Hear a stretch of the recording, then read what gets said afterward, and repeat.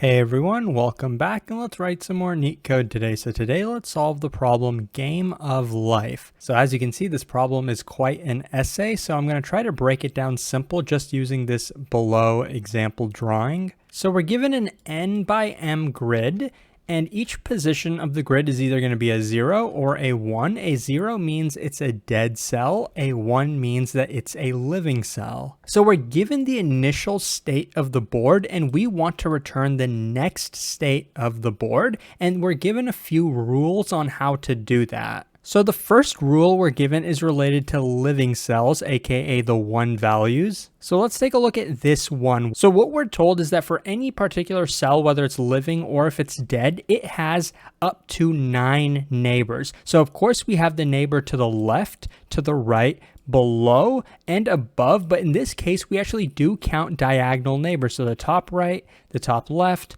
bottom left, bottom right. So it has up to, I think I said 9 neighbors, but I guess it's actually 8 if you take the entire 3 by 3 minus the middle. So it has up to 8 neighbors, right? Of course, for a cell like this one, it has 1, 2, 3 neighbors because all of the other neighbors would be out of bounds. So considering all the living cells, any living cell like this one, or a living cell like this one that has fewer than 2 living neighbors is going to die in the next state. So let's take a look at this cell. It has 1 neighbor, which is dead, another neighbor, which is dead, 1 neighbor that's living, and then another neighbor that's dead, and another neighbor that's dead, and the other ones to the left are out of bounds. So it only has 1 living neighbor. So any cell with less than 2 living neighbors is going to die. So let's take a look at it in our output, right? When you see from the initial state to the output state,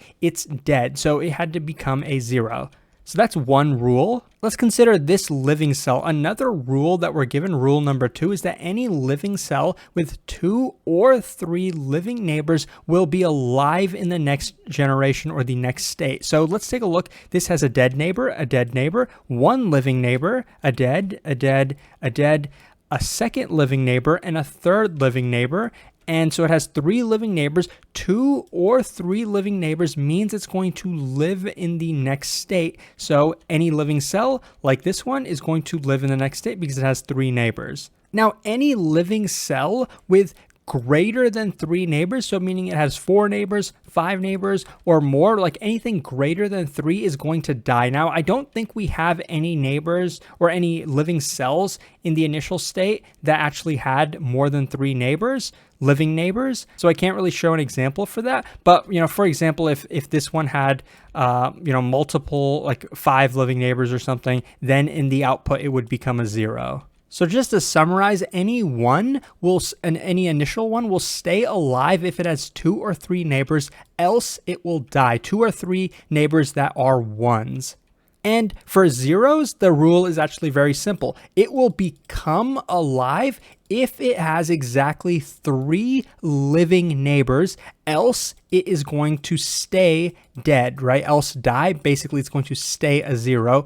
If it has exactly 3 neighbors, then it's going to become alive. Let's take a look at this example, right? It's a 0 initially. How many living neighbors does it have? It has 1 living neighbor, another living neighbor. This is not a living neighbor. It has a third living neighbor, and then this is not a living neighbor, and that's all the neighbors it has. 3 of them are living. So when you see this, when you take a look at this in the output, it is now alive, right? Now you can read the description, you can read that essay above if you want to know the story behind it. But basically, if you're writing the code, these are the 2 things that you need to know.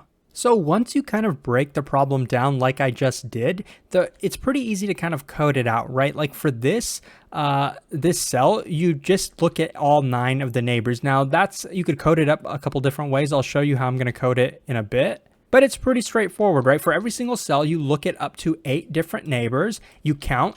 Okay, is this a 0? Okay, then we're going to do this portion, right? Does it have 3 neighbors? If it does, let's change it into a 1 in the output. If it doesn't have 3 neighbors, living neighbors, then we leave it as a 0 and basically repeat that. Like for a 1, we'll execute this portion of the code and keep doing that, right? And we'll build that output in a separate piece of memory, right? Because they want us to modify the array in place. So what we can do is use extra memory. The memory we're going to use is O of n by m, and then take that memory and put it back into the original. This is going to be the memory complexity. The time complexity is going to be about 8 times n times m, but that's still going to be n times m, right? So this is the time and memory complexity. But their challenge to us is, can we actually solve this in O of 1 memory without using extra memory, but updating this array only in place?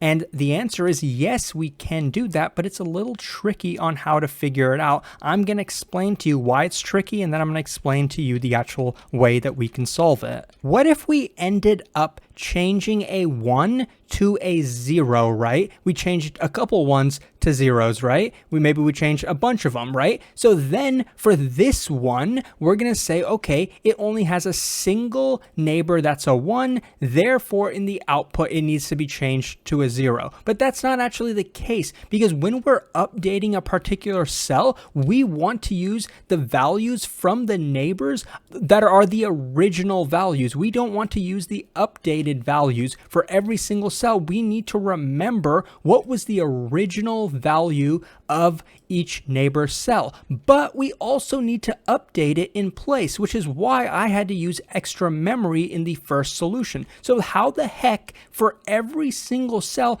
can we remember the original state and the new state? How could we possibly do that? Well, let me just draw a table for 1 second, and after I do that, I bet you'll be able to figure it out yourself how exactly we can do that. So if the original value was a 0, the output value could have also been a 0, right? The new value could have also been a 0. If the original value was a 1, it could have been turned into a 0, right? But we also know there's a couple more cases. A 0, an original value 0, could have been turned into a 1.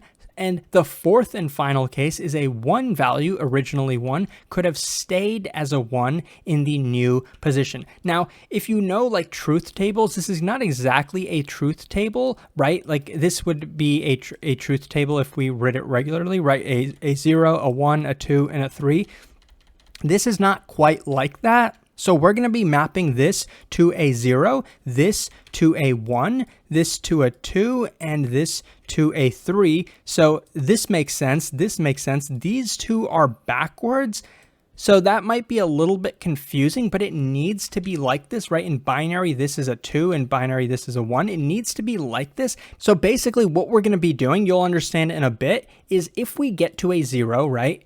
And we see that, okay, it doesn't have exactly 3 neighbors. That means in the output, it's also going to be a 0. So, okay, a 0 that originally started as 0 and turned into a 0 stays as a 0. So that means this is the value we're going to put in the array. And a 1 value that turns into a 0, for example, this one turned into a 0, in our output actually, in our array, it's going to stay as a 1. So this would stay as a 1 according to this value. And the reason it's staying as a 1 is because when we get to a neighbor now, like this neighbor, right? When we look up to the top left, we want to know what was the original value here. And that's what this tells us. This tells us the original value was a 1. This tells us that the original value was a 0. If we ever got to a 2, we would know that the original value was a 0. And if we ever got to a 3, we would know that the original value was a 1. If instead in this position, original value 0, new value 1, we actually didn't have a 2, we had a 1, that would be very confusing because then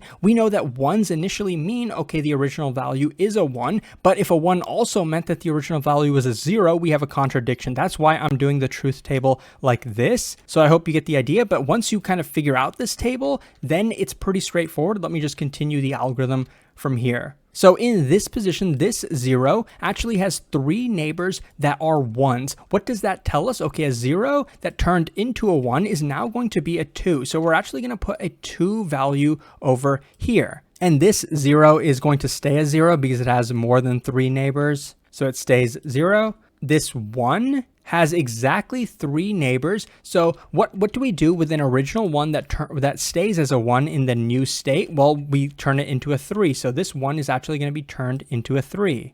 Similarly, this 1, we're going to count how many neighbors of it are 1s. Well, this is not. This is a 0. This is a 0. This is a 1. This is a 0. This is a 2.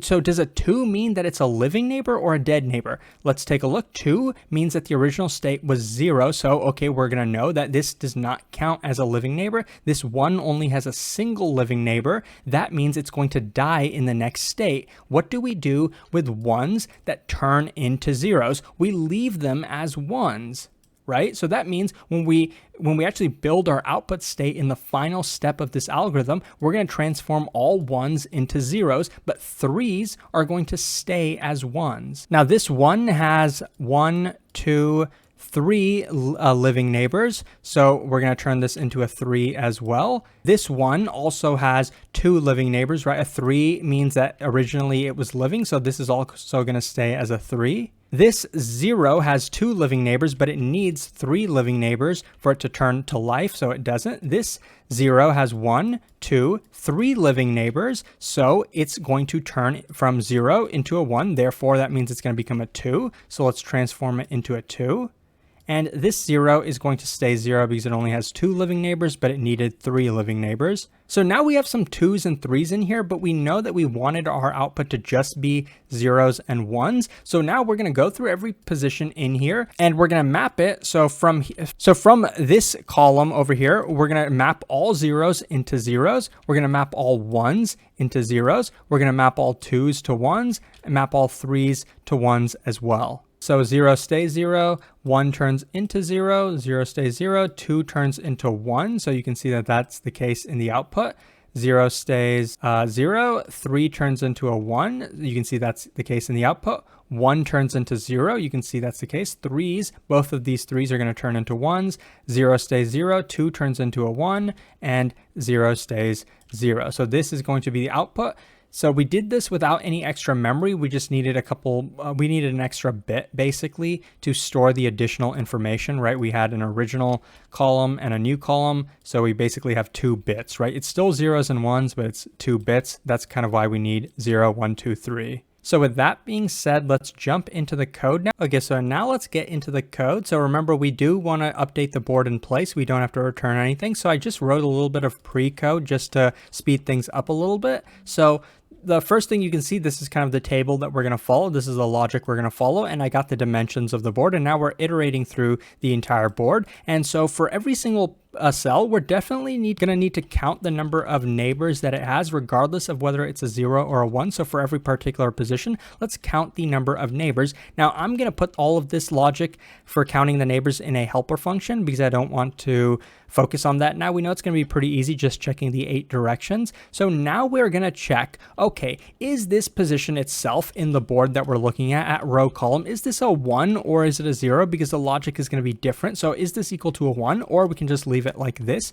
or else is it equal to a 0? So if this position is originally a 1, you can see, and so now if the number of neighbors, remember, if count of neighbors is equal to 2 or 3, in other words, in Python, you can say if it's in 2 or 3, then what are we going to do? If a 1, original 1, in the output state, if it's also a 1, then we're going to change it to a 3. So let's do exactly that. If it has 2 or 3 neighbors, let's change this 1 into a 3. Otherwise, if it originally was a 1 and it turns into a 0, it's going to stay as a 1, right? So in the else case, we actually don't even have to do anything. We don't even have to execute this statement, right? Okay, but so now let's take care of original state zeros. So remember, if the number of neighbors for a 0 is exactly equal to 3, then it's going to turn to life, right? So what do we do when an original 0 turns into a 1? Well, we change it to a 2, so let's do that. The board at this position is going to be equal to 2. If it was originally 0 and it stayed 0, well, then we can just leave it as 0, so we don't have to do anything in the else case. And since we're doing this logic, we could actually we could shorten this else case up into this. Fix that. Okay, so else if neighbors is exactly equal to 3, then we change it to a 2, otherwise it stays. And so remember, the last thing we're going to do, other than creating our helper function count neighbors, we're also going to go through the entire thing one more time. And remember, we're going to be taking each output state and mapping it to what the actual new state is. So zeros stay 0, 1s will turn into zeros, and 2s will turn into 1s, and 3s will also turn into 1s. So let's do that. So if this board, whatever the value of this board happens to be, is equal to 1, is one case. The other case is else if the board is in the array 2 or 3, meaning it's either 2 or 3. That's going to be the other case. So if it's equal to 1 in our comment, you can see 1s will turn into zeros. So let's transform this into a 0. And if it was 2 or 3, then the output is going to be a 1. So we can instead change that into a 1. If it was just originally a 0, as you can see, a 0 is going to stay a 0, so we don't have to do anything for that. So that's pretty much the entire code. Let me just copy and paste the count neighbors function, because I think that's kind of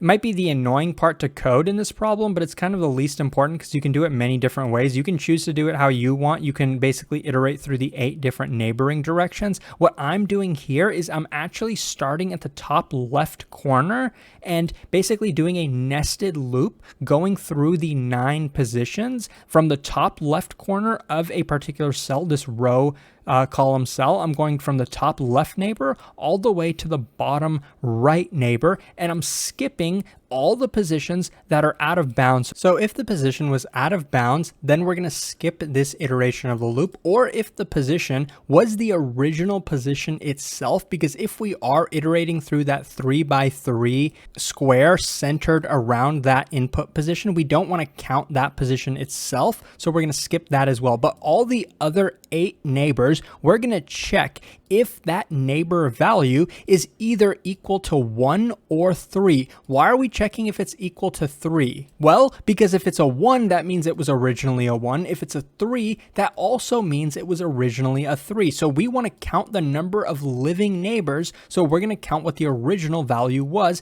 If it's 1 or 3, we're going to increment the number of neighbors. And then once this loop is done executing, we'll have gone through all 8 neighbors. We'll count the number of living neighbors and return it. So that's what our count neighbors function is going to do. So this is kind of the diagram that you can follow for the logic of this problem. And let me just show you the entire code. And so as you can see, this solution does work. It's efficient. We don't use any extra memory. So I hope that this was helpful. If it was, please like and subscribe. It supports the channel a lot, and I'll hopefully see you pretty soon. Thanks for watching.